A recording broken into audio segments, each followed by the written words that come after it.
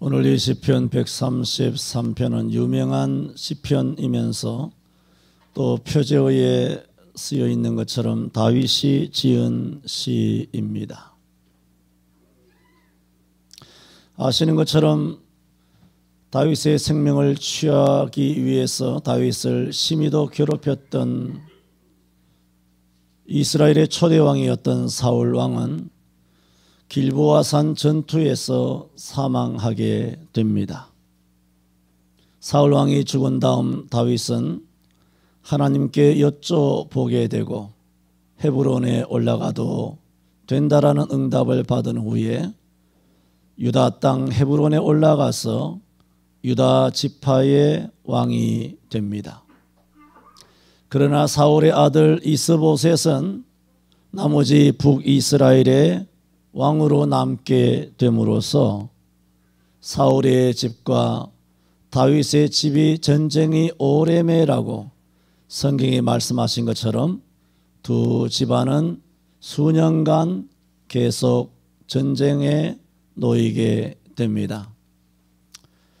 그러나 반역자에 의해서 사울의 아들 이스보셋이 침상에서 누워 자던 그런 가운데 죽임을 당하게 되므로 이스라엘의 모든 장로들이 다윗에게 와서 당신이 젊었을 때부터 우리를 출입하며 우리를 인도하셨던 분이요 여호와께서 일찍이 언약하신 기름 부은 왕될 자가 아니로소이까 하면서 이스라엘의 모든 장로들이 땅에 내려와서 헤브론에서 이 다윗을 왕으로 삼게 됨으로써 다윗은 일약 유다 지파만의 왕에서 온 이스라엘 12지파의 통합 왕국의 두 번째 임금으로 즉위하게 됩니다. 북이스라엘과 그때는 북이스라엘 남유다로 나눠진 건 아니지만은 어쨌든 이스보셋을 좇는 그런 이스라엘 백성들과 또 유다 지파만의 왕이 되었던 이 다윗이 이제는 온 이스라엘 지파의 왕이 됩니다. 수년 동안 서로 죽이고 그리고 악의 다툼을 하였던 이 12지파가 주 은혜 가운데 마침내 하나가 된 것입니다. 이것을 다윗이 너무나 감격하고 감사하여 형제가 연합하여 동거함이 어찌 그리 선하고 아름다운고 라는 시를 쓰게 됩니다. 물론 이 시를 쓰게 된 시점과 배경은 여러 가지 이론이 있습니다만은 저는 이대로 믿고 싶습니다. 이랬을 때 다윗은 물론 헤브론에 올라가서 사울이 죽고 자기가 유다 지파의 왕이 되었을 때만 해도 이제는 사신의 그림자에서는 벗어난 것이겠죠. 하지만 이스보셋을 중심으로 이스라엘 여러 지파들이 함께 전쟁이 벌어지게 되었을 때는 그 마음의 내적 갈등과 고통은 적지 않았다고 생각합니다. 그런데 마침내 하나님의 은혜로 온 백성이 연합하여 동거하게 됩니다. 이렇게 전 이스라엘 지파의 왕위로 즉위하게 되었을 때에 다윗만이 아니라 누구든 그런 위치에 또 그런 환경에 또 그런 자리에 이르게 되면 아마 지나온 세월들이 주마등같이 다 떠오를 것입니다. 그가 아버지 도시락 형들 안부를 묻기 위하여 도시락을 갖고 전쟁터에 나갔다가 골리앗을 무찌른 그런 일들에서부터 그리고 사울왕에게 발탁이 되어서 그에게 수금을 타면 사울왕에게 임하였던 더러운 귀신이 떠나가고 사울의 칼을 맡은 자로 한 몸에 신뢰를 받으며 들어가며 나가며 블레셋을 침으로 사울은 천천히요 다윗은 만만이라는 온 백성들의 사랑을 한 몸에 받았을 때로부터 그러나 그것이 사달이 일어날 줄 꿈에도 몰랐을 터 사울의 시기심을 불러일으켜 사울의 미운 털이 박히게 되고 그는 이제 자기 한 목숨 부지하기 위하여 정처 없이 동으로 서로 암혈로 산골짜기로 그렇게 도피해야만 되는 신세였습니다. 그가 높 땅에 가서 아비멜렉 제사장에 이르렀을 때 먹을 것이 없습니까 했을 때 금방 여호와의 전에서 물려낸 그런 떡 12덩이 진설병밖에 없으니 너와 너를 따르는 자가 깨끗하다면 내가 이 떡을 너에게 주리라. 그리고 또 무기가 없습니까? 너가 골리앗을 쳐서 무찔렀을 때 골리앗이 칼이 성전에 그렇게 보관되어 있으니 이것이 필요하거든 가지고 가라 하면서 도움을 받기는 하였으나 나중에 이 소식을 알게 되었던 사울 왕에 의해서 높 땅에 있었던 수많은 제사장들이 자기 때문에 죽임을 당하게 되는 이 끔찍한 자기 때문에 빚어진 일들, 그리고 자기가 먹을 것을 구하기 위하여 나발에게 내려갔지만 나발로부터 읍수의 여김을 당하였던 아픔들, 목숨을 구하기 위하여 블레셋 땅에 내려가서 이 사람이 사울이 천천히요 이 사람은 만만이라고 하던 자가 아닙니까? 이 사람이 누군데 블레셋 땅에 옵니까? 라는 블레셋의 그런 장로들의 이야기를 듣고 생명 위협을 느끼자 미친 체하여 침을 질질 흘리며 문짝의 허벅지를 그적그적 뛰어서 그가 마침내 탈출할 수 있었던 그 처참한 상황, 그리고 사울 왕에게 쫓기면서 사울이 오른쪽으로 가면 자기는 왼쪽으로, 사울이 왼쪽으로 쫓으면 자기는 오른쪽으로 숨이 턱에 턱턱 닿듯이 도피하면서 고백하기를, 요나단에게 후에 말하기를 나와 사망은 한 걸음뿐이라. 이렇게 약 12여 년 동안 처참하게 살아왔고 마지막에는 블레셋에 도피하여 블레셋과 함께 이스라엘과 전투하러 나갔다가 돌려보냄을 받은 다음 나중에 돌아와 보니 자기의 모든 자기와 자기를 따르는 모든 군사의 처자식들과 모든 재산들이 아말렉 사람에게 다 뺏기게 되고 자기의 군사들이 돌을 들어서 자기를 치료하며 궁급하였지만 그때도 여호와 앞에 무릎을 꿇고 하나님, 내가 아말렉을 쫓아가면 쫓아갈 수 있으리까 쫓아가라, 다 찾을 수 있으리까 찾으리라. 이 마지막 전쟁을 통하여 사울은 블레셋과 싸우다가 길보아 산에서 요나단과 아들들과 함께 그는 장렬하게 죽음을 맞게 되고 그가 헤브론에 올라가도 되느냐 하나님 앞에 주님 앞에 묻게 되고 거기서 유다 왕이 되고 수년 동안 이스보셋과 전쟁에 있다가 수년 뒤에 마침내 전 이스라엘 지파의 왕이 된 오늘 형제가 연합하여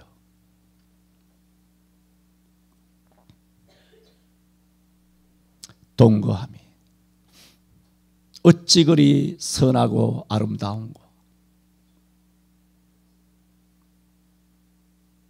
우리 남북이 70년 동안 나누어졌지만 또 남한의 교회는 칼갈이 찢어졌지만 주님께서 다윗과 그 나라에 하나님의 놀라운 은혜를 베푸신 것처럼 우리 남북의 아름다운 주 예수 그리스도의 안에서의 아름다운 복음의 통일과 또 찢어졌던 이 교회가 형제가 연합하여 서로 동거함으로 참으로 선하고 아름다운 교회로 회복될 수 있도록 오늘 다윗에게 역사하시고 다윗을 통하여 성령의 감동으로 기록하신 살아있는 시편 133편의 이 살아있는 말씀을 통하여 한국교회를 주 안에서 하나 되게 하여 주시기를 원합니다. 그래서 저는 오늘 그 12지파를 가리켜 다윗이 형제라고 언급한 형제가 연합하여 오늘 이 말씀을 제목으로 삼아 몇 가지로 말씀을 드립니다. 먼저는 다윗은 이 12지파 모두를 형제라 하였습니다. 물론 다윗은 이제 12지파의 왕으로 즉위하면서 성령의 감동을 따라 이렇게 아름답게 만들어주신 하나님의 은혜, 우리가 하나가 되어서 이렇게 찬미하며 여호와께 감사할 수 있음을 감사하여 형제라 하였지만, 오늘 이 말씀 그대로라면 오늘 이 땅의 모든 믿는 자는 그리스도 안에서 한 형제인 줄로 믿습니다. 바울 사도가 로마서 8장 28절 여러분 잘 아시죠? 하나님을 사랑하는 자 곧 그 뜻대로 부르심을 입은 자들. 그 뜻대로 바울이 지금 말하고자 하는 것은 뭐 여러 가지 로마서 8장의 의미가 있겠습니다만은 형제라고 하는 이 교훈을 주고자 하는 메시지가 아주 비중 있게 내포되어 있습니다. 하나님을 사랑하는 자, 우리가 사랑하잖아요. 그 뜻대로, 하나님의 뜻대로 부르심을 입은 자들, 그게 뭐예요? 형제죠. 그 뜻대로 부르심을 입은 자들에게는 모든 것이 합력하여 뭘 이룬다? 선을 이룬다. 오늘 뭐라고 말합니까? 형제가 연합하여 동거함이 어찌 그리 선하고.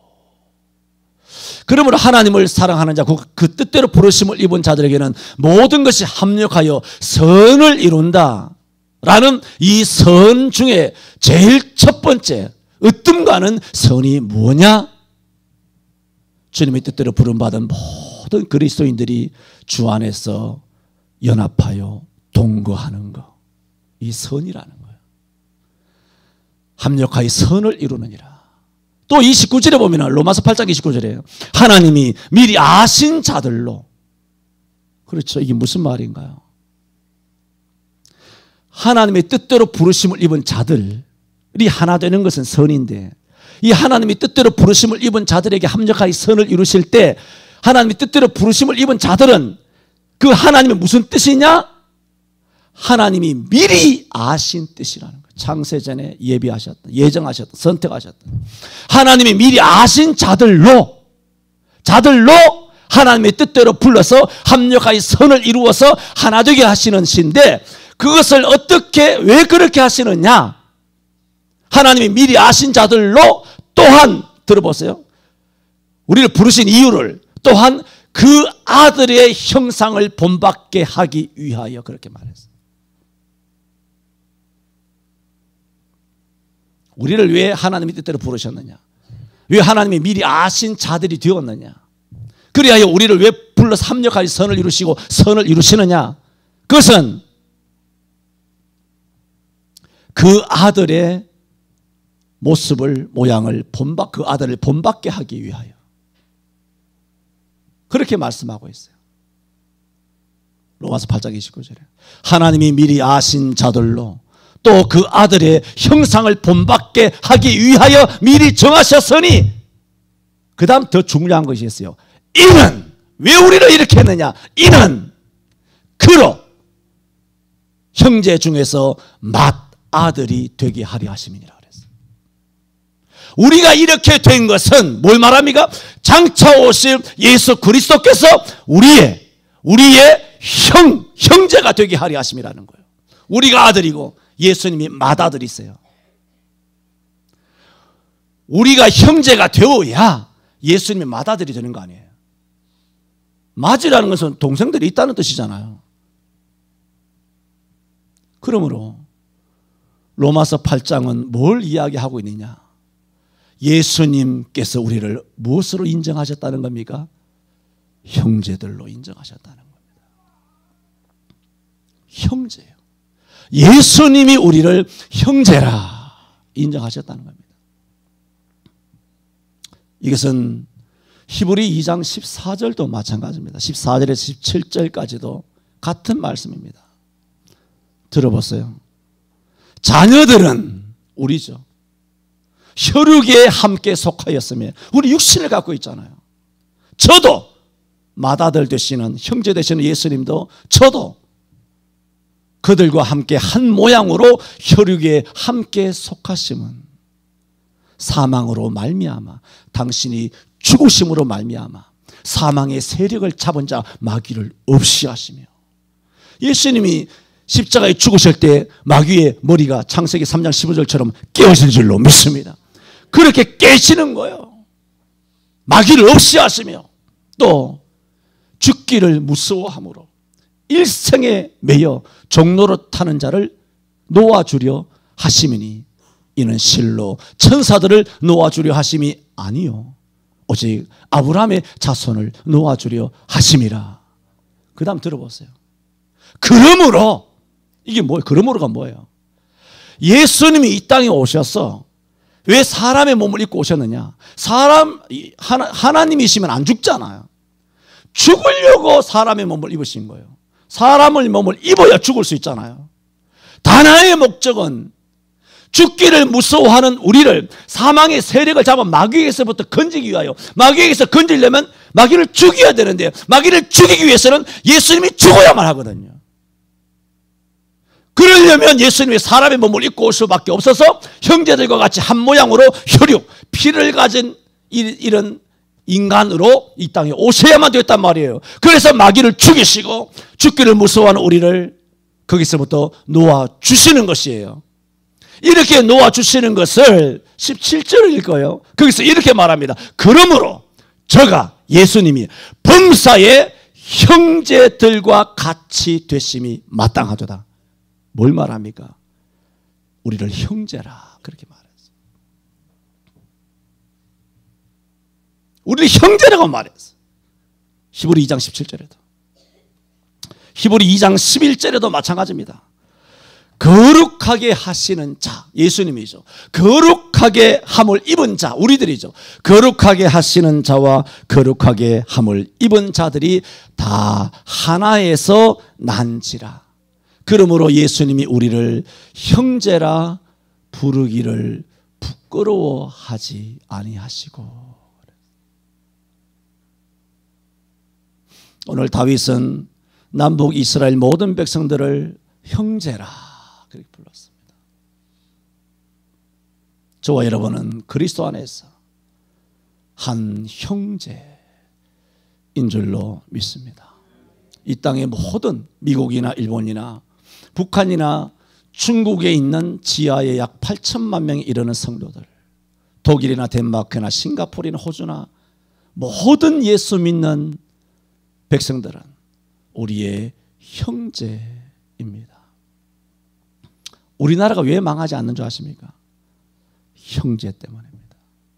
미국은 우리나라를 형제로 생각하는데 왜 미국이 저렇게 어마어마하게 돕고 있느냐?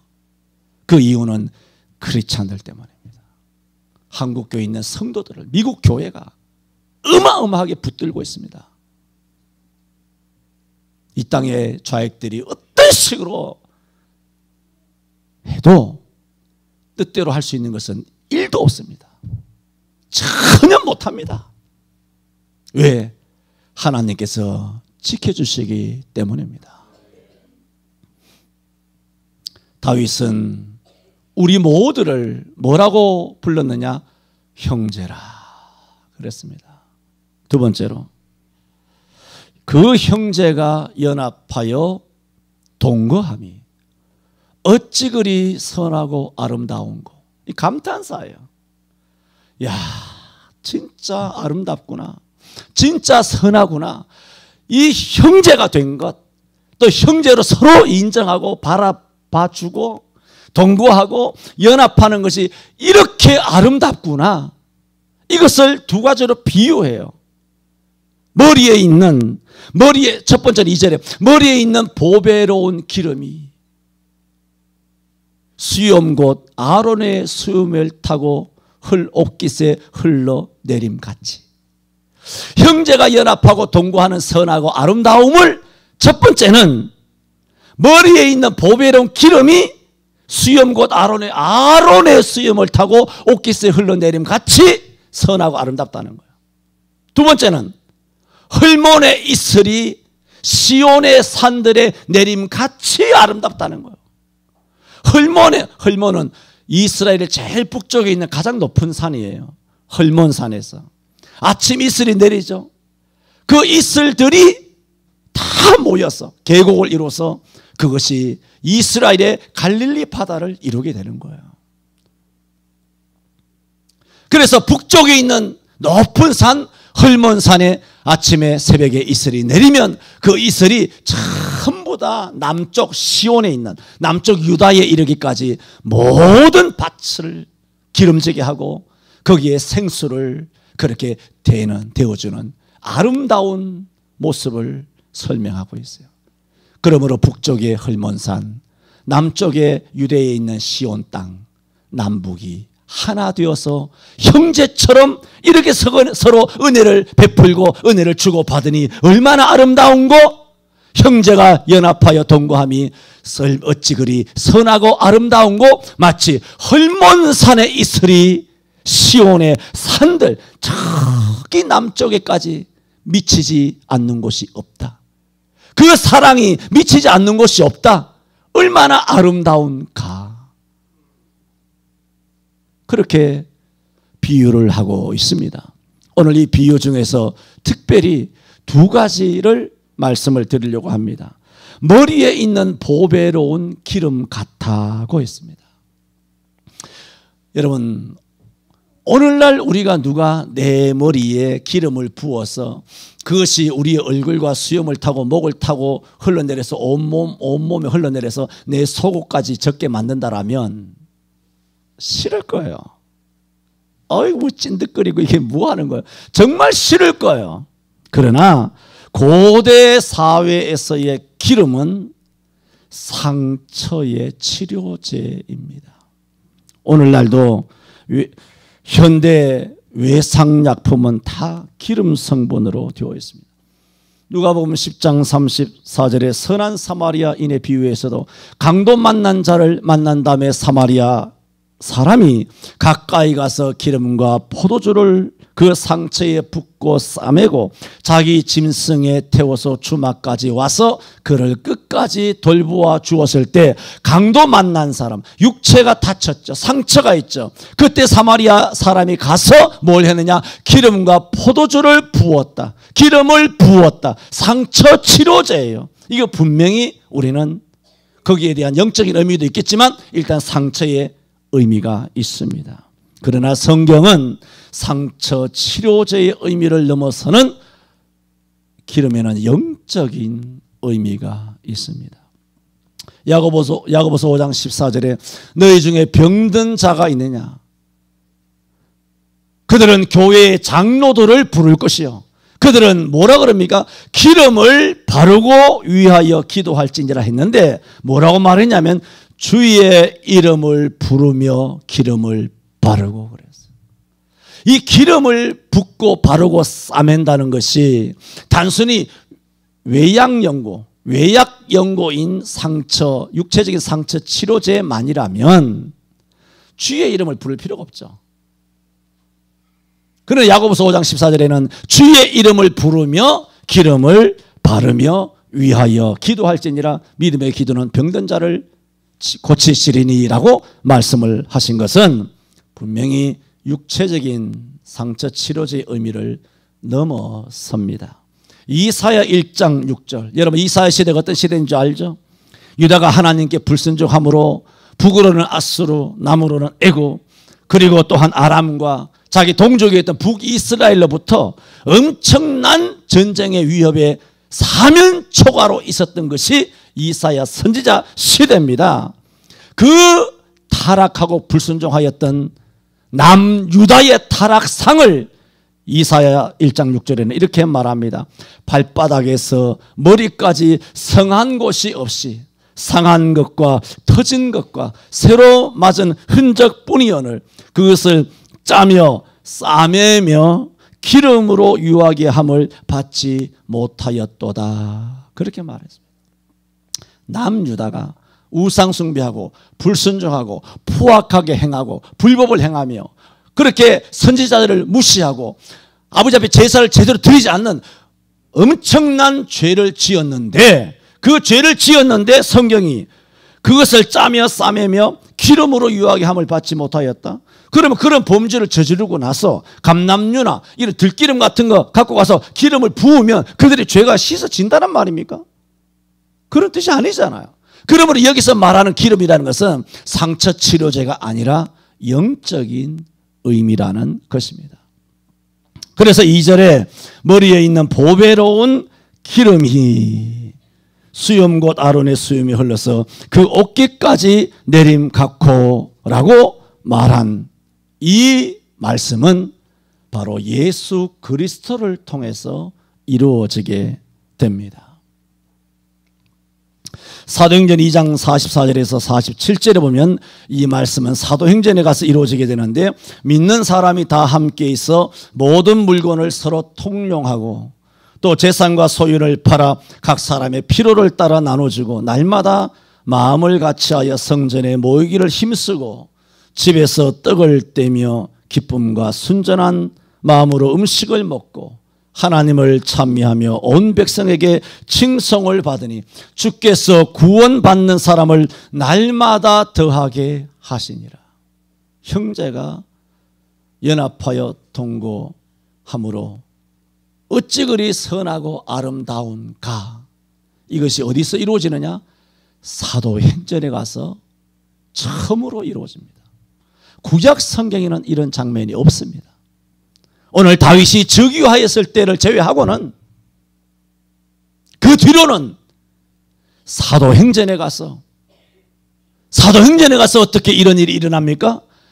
기도를 통하여 마가다락방에서 성령 충만 받음으로 성령 충만 받자 예루살렘 교회가 이와 같이 서로 유무상통, 자기 것을 자기 것이라 하지 아니하고 누구도 자기 소유를 자기 소유라 말하지 아니하고 다 서로 사랑을 나누게 되므로 온 백성들로부터 칭찬을 듣는 선하고 아름다운 교회가 이루어지게 됩니다. 그 성령의 역사가 무엇입니까? 바로 기름입니다. 머리에 부은 기름이 수염 곧 아론의 수염을 타고 옷깃에 흘러내림 같이. 어떻게 이렇게 선한 일이 이루어지느냐? 다윗은 시편 133편에 일찍이 기록하였지만, 시를 썼지만, 말씀으로 기록되었지만, 이건 언제 이루어졌느냐? 그야말로 1000년 뒤 성령께서 마가다락방에 기름으로 강림하실 때 교회가 진짜 교회가 되고 서로 진짜 형제가 되고 남이 아니고 진짜 혈육 같은 형제가 되고 서로 아까워하지 아니하고 모든 것을 서로 유무상통하는 정말 지상에 처음 이루어진 천국의 교회가 되게 된 것은 머리에 있는 보배로운 기름인 성령의 강림 때문인 줄로 믿습니다. 또 뭐라고 말하느냐? 그 기름은 기름인데 무슨 기름이냐? 수염 곧 아론의 수염에 흘러서 라고 했습니다. 이 아론이 누굽니까? 아무 사람의 머리에서부터 흘러서 아무 사람의 수염이나 옷깃에 흘러내려가는 것이 아니라 아론의 수염이 흘러서 그 옷깃까지 내림 같아 라고 한 것은 아론이 대제사장이기 때문에 대제사장을 통하여 이런 기름 부음의 역사가 일어남으로 형제가 되고 형제가 연합하고 동거하게 되고 그랬을 때 선하고 아름다운 역사가 일어날 것이다. 누구? 대제사장 아론의 수염을 타고 옷깃까지 흘러내려가는 기름이 될 것이다. 그 대제사장이 누구냐? 우리의 멜기세덱의 반차를 이어받은 영원한 대제사장이신 예수 그리스도 되신 대제사장을 말하고 있습니다. 그러므로 사도행전 2장에서 성령의 기름을 부어주신 이가 누구십니까? 예수님께서 성령을 보내주시겠다고 하셨는데 예수님이 누구시냐 말입니다. 대제사장이시죠. 그래서 히브리서 4장 16절에도 말했죠. 16절인가요? 14절인가요? 우리에게 큰 대제사장이 있으니 승천하신 자 곧 하나님의 아들 예수시라. 예수가 누구라는 겁니까? 대제사장인데 어떤 대제사장이다? 아론보다 더 크다는 거예요. 큰 대제사장, 유일한 절대적인 대제사장, 인간의 혈통으로 모세의 율법으로 말미암아 이루어진 대제사장이 아니라 오직 맹세로, 하나님의 말씀으로, 하나님의 약속으로, 그리고 자원하여 이루어진 대제사장. 내가 이 대제사장의 일을 내가 감당하겠습니다. 주님께서 나서서 하나님의 뜻을 이루기 위하여 당신이 우리처럼 혈육을 입으시고 이 땅에 내려와서 죽으시려 십자가에 못 박혀 죽겠다면서 높이 십자가의 대제사장으로서 친히 당신이 제사의 역할을 감당하시고 제물까지 동시에 역할을 감당하심으로써 우리 모든 주 예수 그리스도를 믿는 모든 성도들이 무엇이 되게 하셨다? 형제가 되게 하시고 그리고 선하고 아름답게 하실 것이다 라는 예언적인 말씀입니다. 2절 같이 한번 읽어봅니다. 시작.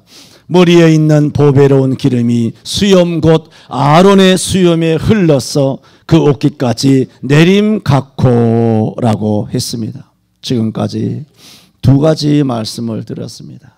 다윗은 온 이스라엘을 가리켜 형제라 하였고, 그리고 형제가 연합하여 동거하게 되는 것은 너무나 선하고 아름다운 것인데, 그것은 무엇을 통하여 이루어질 것을 예언하고 있느냐?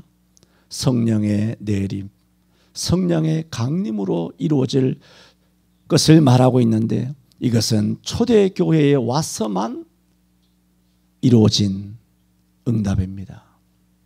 그 모든 성령의 이 땅의 강림은 우리의 대제사장 되신 예수 그리스도께서 이 기름 되신 성령을 이 땅에 있는 모든 교회에 부어 주신 줄로 믿습니다. 우리 교회에도, 이 땅의 모든 교회에도 성령의 기름 부음을 받아서 교회마다 또 온 교회가 서로 동거하고 연합함으로 선하고 아름다운 이 땅의 교회가 되기를 원합니다. 마지막으로 드리고 싶은 말씀은 쭉 의미를 아시겠죠? 뜻을 다 이해하시겠죠? 그런데 이것은 그냥 이루어지지 않습니다. 이것은 시편 133편이 말하고 성경 전체가 말하는 것은 이것은 거저 오지 않습니다. 은혜는 거저 오지 않죠.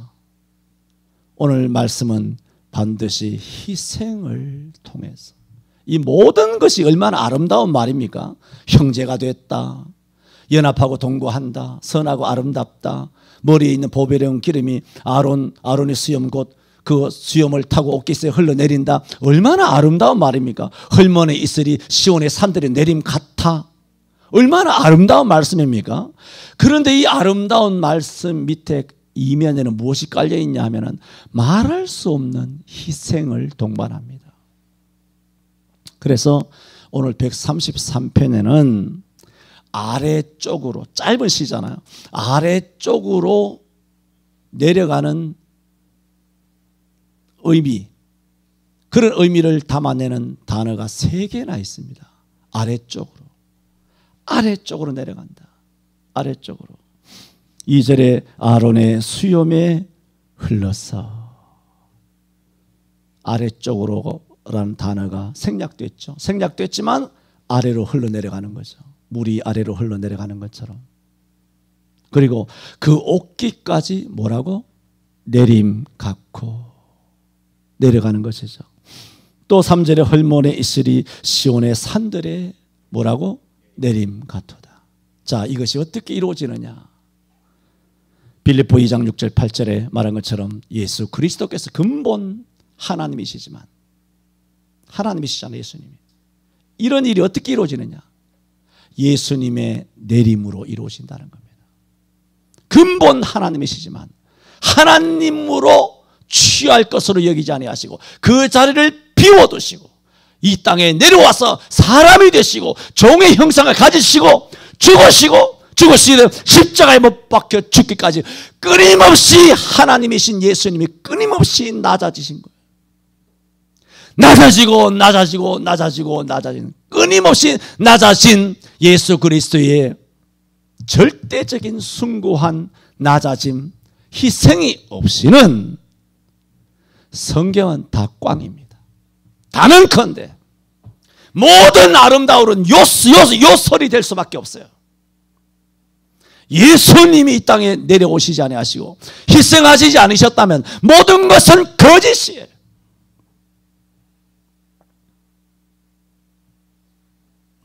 여러분, 복과 은혜는 희생을 통해서 우리에게 전달된 줄로 믿습니다. 이처럼 형제가 연합하여 아름답게 되는 데는 하나님이신 예수님이 낮아지심으로, 십자가에 못 박혀지심으로 형제가 하나 된 것입니다. 형제가 하나 되는 것은 입으로 되는 것이 아닙니다. 예수님께서 낮아지심으로 우리를 형제로 만드셨죠. 형제로 부르셨죠. 우리가 형제가 되었죠. 주님이 하실 일은 다 하셨어요. 이제는 우리에게 남은 것이 있어요. 그 남은 것을 사도행전의 초대 예루살렘 교회는 잘 행했죠. 서로 유무상통했어요. 서로 물건을 나누어서 썼어요. 자기 것을 자기 것이라는 사람이 없었어요. 전부 다 팔아서 사도들의 발 앞에 두었어요. 이것이 성경이고, 이것이 교회고, 이것이 형제가 연합하여 동거하고 선하고 아름다운 것이에요. 이것은 예수님이 하는 것이 아니라 예수님이 낮아지심으로 우리가 형제가 된 이 은혜를 입은 우리가 해야 되는 숙제예요. 예수님은 이 어마어마한 고난과 아래로 내려오셔서 희생하심으로 우리를 형제로 만드셨고, 감히 우리가 예수님과 형제가 되었는데, 우리가 한 교회, 적어도 한 교회 다니면서 입으로만 형제, 그것은 사도행전이 아닙니다. 사도행전이 분명히 아닙니다. 요한일서 3장 18절에 자녀들아, 우리가 말과 혀로만 사랑하지 말고, 말로야 형제요 자매요. 이 세상 사람들도 다 알지 않습니까? 교회에서는 형제라고 자매라고 하는 거. 말로써야 그걸 못하겠습니까? 그러나 성경은 오직 행함과, 뭐라고? 행함과. 말로 하지 말라는 거예요. 말로 부르지 말라는 거 아니라, 형제라 부를 수도 있고 자매라 부를 수도 있죠. 그러나 반드시 행함. 그럴 때 진실이 증명이 된다는 거예요. 행해야 됩니다. 아름다움에는 반드시 희생이 따릅니다. 마태복음 26장 7절, 마리아가 매우 귀한 향료 옥합 한 근을 갖고 와가지고 예수님의 머리에 부음으로 그 기름이 예수님의 머리에서부터 흘러내림같이 형제가 연합하고 선하고 아름다워지는 데는 마리아처럼 비싼 향료를 가지고 와서 붓는, 자기 재산을 깨뜨리는, 자기 힘쓰고 애쓰는 노력을 깨뜨려버리는, 주를 위하여, 형제를 위하여 깨뜨리는 희생이 있었어요.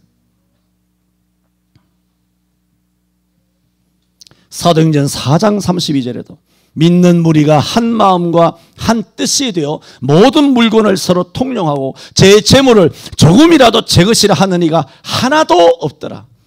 저희 중에는 핍절한 사람이 없으니 이는 밭과 집 있는 자는 팔아 그 판 것의 값을 가져다가 사도들의 발 앞에 두매 사도들은 저희의 각 사람의 필요를 따라 나눠 주미러라 하였습니다.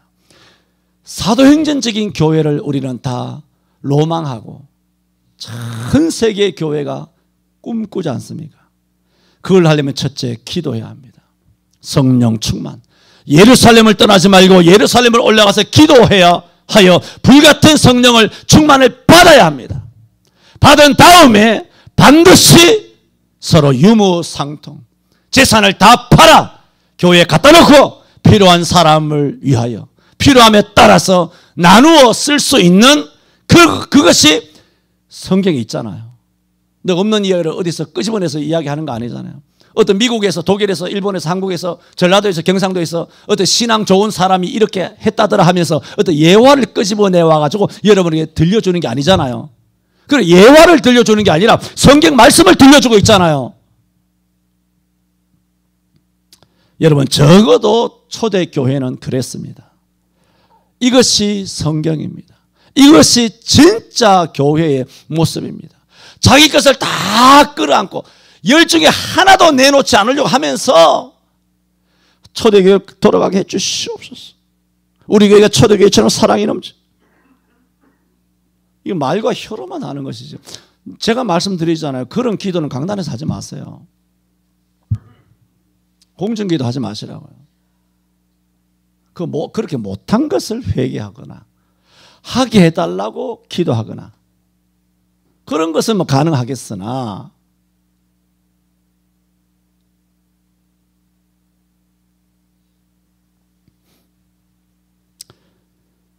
우리가 성경대로 할 수 있을까요? 우선은 성경대로 하려면 가족이 있잖아요. 가족이 머물 수 있는 최소한의 공간. 집이 있어야 되잖아요. 길에 내 앉을 수는 없잖아요. 최소한의 공간. 내가 거주할 수 있는 공간을 제외한 부동산.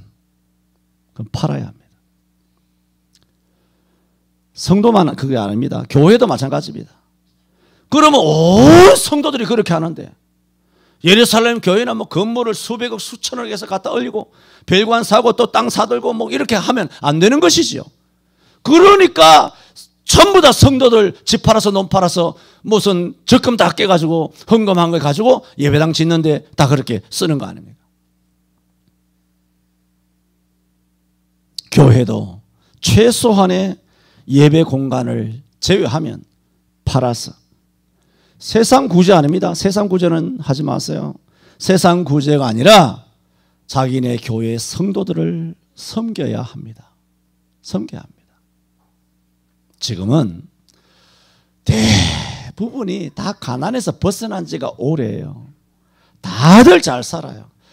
말하자면 여러분이 그렇게 팔아서 교회 헌금을 한다고 한들 우리 교회에서는 쓸 일이 거의 없어요. 특별히 뭐 필요한 게 없잖아요. 필요한 거 있으면 말씀하세요, 저한테. 혹시나 아주 긴급을 요하는 것이 있으면 말씀하시라고요. 제가 봤을 때는 긴급을 요하는 때거리가 떨어지고 뭐 병원에 가야 되는데 병원비가 없었어. 요즘 나라에서 다 해주잖아요. 우리나라 복지가 얼마나 어마어마하게 잘 된 줄 압니까? 선진국보다 훨씬 잘 돼 있는 것이 우리나라 복지입니다. 장난 아닙니다. 지금 우리나라 복지가. 그러니까 이제는 교회가 해줄 게 없어요. 그게 무슨 얘기인 줄 아세요? 교회는 이미 실기. 백성들이 가난할 때 할 수 있었던 것을 다 놓쳐버렸다는 거죠. 여러분, 한 형제, 한 가족, 우리 그리스도 안에서 한 하나님의 자녀들입니다. 이것은 입으로는 쉽게 할 수 있습니다. 누구나. 강단에 서 있는 목사님들이 가장 쉽게 하는 말이 뭡니까? 내가 그 말 잘 안 한다 그랬잖아요. 여러분이 하면 10년 가도 한번 듣기 힘든 단어가 뭐예요? 그렇죠. 사랑하는 성도 여러분, 이런 말 하는 거 들어봤어요? 못 들어봤어요? 에? 여러분 회갑이나 되고 칠순이나 되면 한번 해줄까? 사랑하는 성도 여러분, 이런 말 하지 않습니다. 그냥 보통 100에 100 다 여러분 이러지. 그냥 뭐 추임새로 그냥 얼쑤하듯이 그냥 설교하다가 사랑하는 성도 여러분, 뭐 다음 설교로 대지로 넘어가기 위하여 그 중간에 추임새예요. 사랑하는 성도 여러분. 뭐 정말 사랑해서 하시는 목사님도 되겠지만 정말 사랑해서 그렇게 한다면 문제가 더 커져요. 정말 사랑해서 한다면 뭐 해야 돼요? 재산 내놔야 돼요.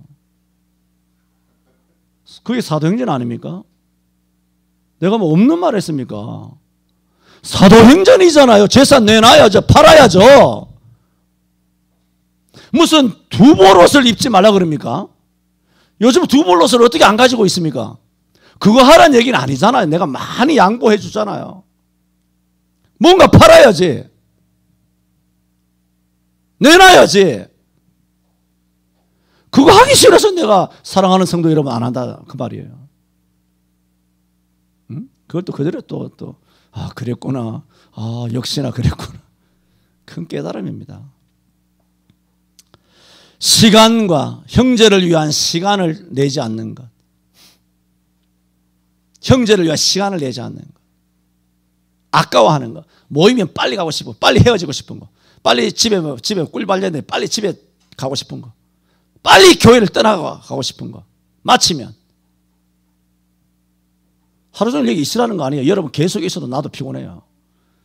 에? 여러분 계속 있으면 나도 못 가잖아. 피곤하죠 나도. 그러나 근본을 이야기하는 정신 자세, 마인드를 말하고 있다는 거죠. 우리가 한 형제라면 시간 그리고 물질, 사랑을 뭐 하라고요? 희생해야 합니다. 그게 아니라는 것입니다.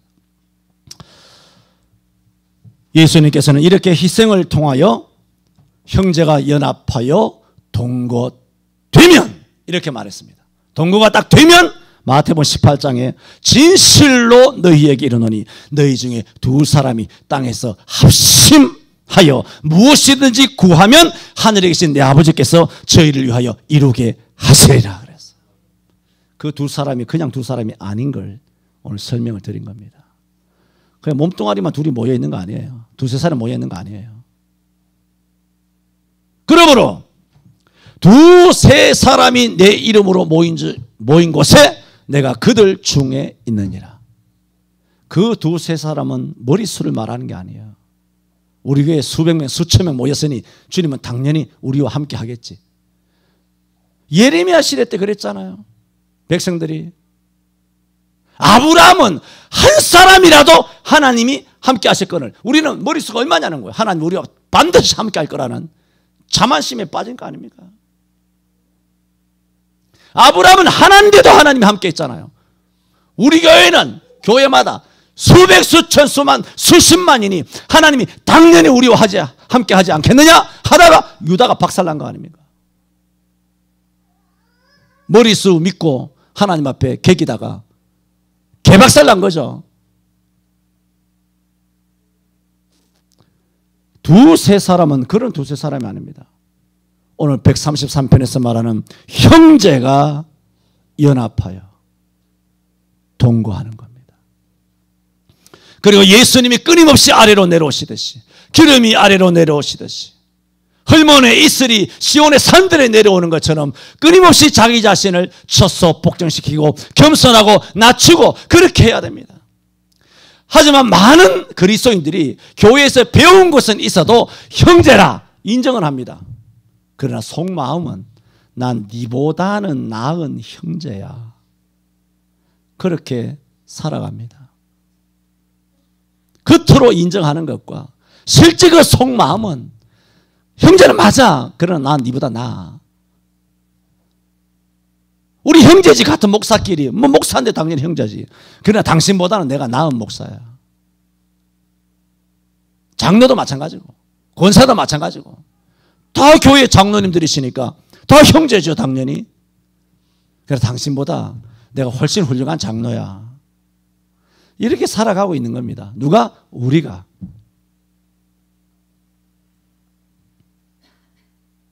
오늘 예수님께서는 우리를 형제라 부르시기를 부끄러워 아니하시고 우리를 형제로 삼으셨습니다. 형제가 되기까지는 거저된 것이 아닙니다. 예수님의 희생이 있었습니다. 그렇다면 우리도 예수님의 희생을 본받아서 우리 또한 뭐 해야 되느냐? 희생해야 합니다. 서로 희생해야 합니다. 그때 3절에서 하반절에 말했죠. 거기서 여호와께서 복을 명하셨나니 곧 영생이로다. 그러므로 거기서는 지정학적인 장소를 의미하는 게 아니에요. 실제로는 영적인 의미죠. 이런 영적으로 한 형제가 되었다면 내가 거기서 복을 명하는데 뭐냐?